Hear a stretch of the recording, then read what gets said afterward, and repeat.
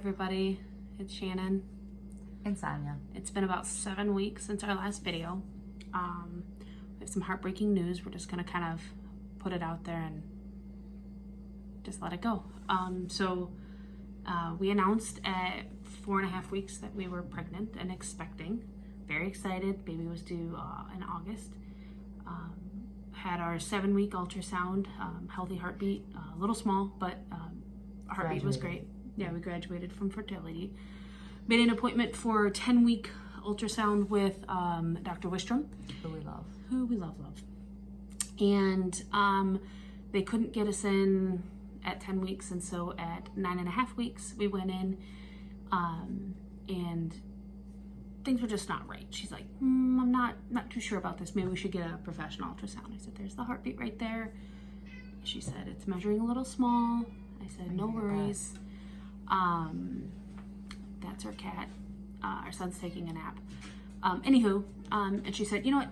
If you have any cramping or bleeding, call me. We'll schedule an ultrasound immediately. Otherwise, let's just come back next week. So we thought, no big deal. We went back next week. Encouraged the baby to grow. Encouraged the baby to have a better heartbeat the next time we saw it. And also just kind of give ourselves a week to think about what happens if this really is, if this is happening. Give ourselves a little more time to soak it in. So, which side do I look at? This is so weird. Right, here's the camera. Okay, got it. Anyway, so we went back on Thursday, the 23rd of January, and couldn't see a heartbeat. So she said, I'm sorry, you guys, you gotta go have a professional ultrasound done. So they called and they were able to fit us in right away. And unfortunately, at sometime around 8.5 weeks, the baby stopped growing and stopped having a heartbeat. When Thursday it was 10 weeks, 4 days, and we had to make some pretty hard decisions. And so we decided to do a D&C. And you might be thinking, if you haven't seen our videos before, you might be thinking, why would you guys be doing a video about this? But to make a long story really short, a long time ago, we had so many people reaching out and loving our story. And we kind of talked to each other, like, do we really want to be this open? Do we want to put ourselves out there? Because we are a little bit older. She's geriatric. Very emotional. We're very emotional, and it's high risk already. You're doing some things that make it even more high risk. Did we want to announce it before we knew it was safe? And are you sure you even want to share your story so publicly? But we had a heart-to-heart, and we were like, look, if this helps one person, if this helps 5 people, it's worth all of our heartache and risk of being exposed like this. We didn't go into this thinking we're gonna have a miscarriage, right? But we went into knowing that it's a possibility.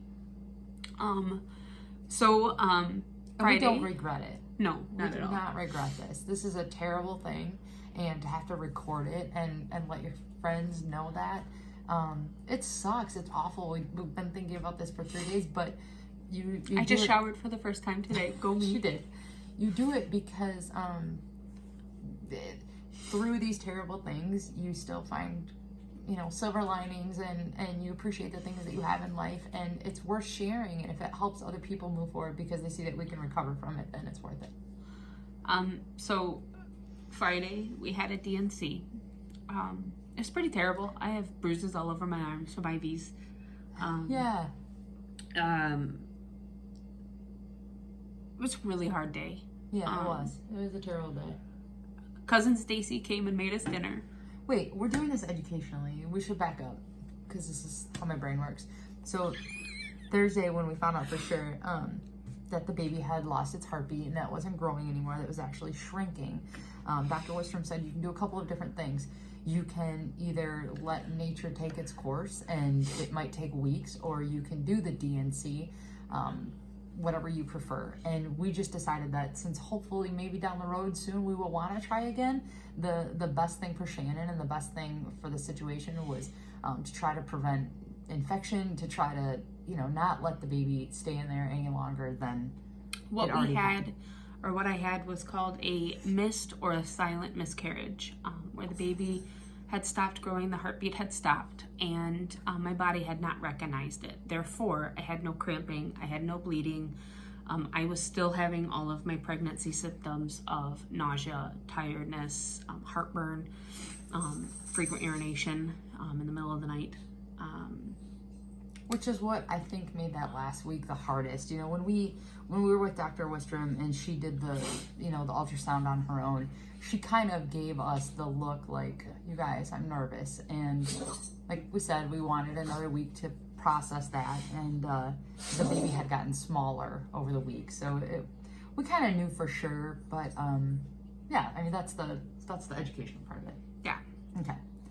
So yes, we have had friends and family and all kinds of loved ones kind of step up and be our support system. And we have found for sure that the greatest, tell them how great we are. I can't do it. This is the real part. We appreciate all of our friends who have reached out with love. We appreciate our family who have come and cooked for us and bought us dinner. We appreciate the love and support. And we are really grateful that we have one human miracle baby already. He makes all of this a little bit easier.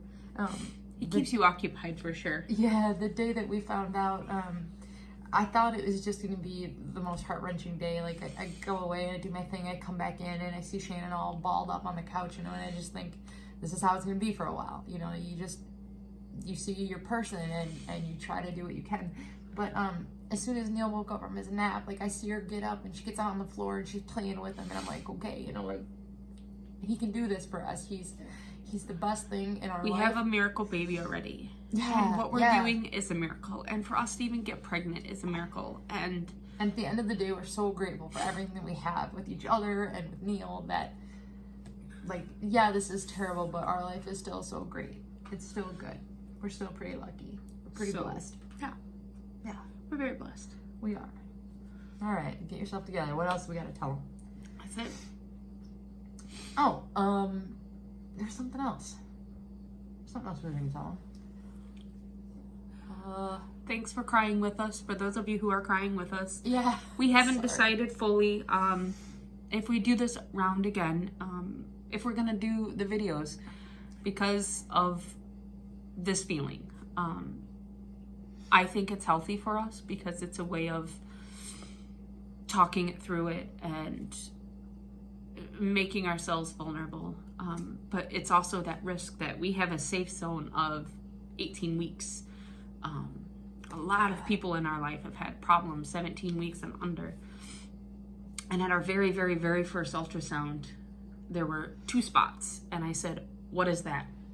And they said, I don't know. It could be a subcorneal hemorrhage. We aren't sure. And I was like, well, what?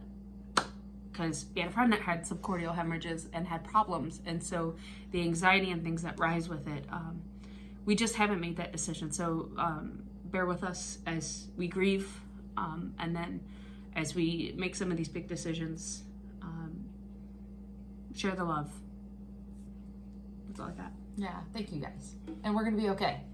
Yeah. It's a rough couple of days, but we are going to be okay.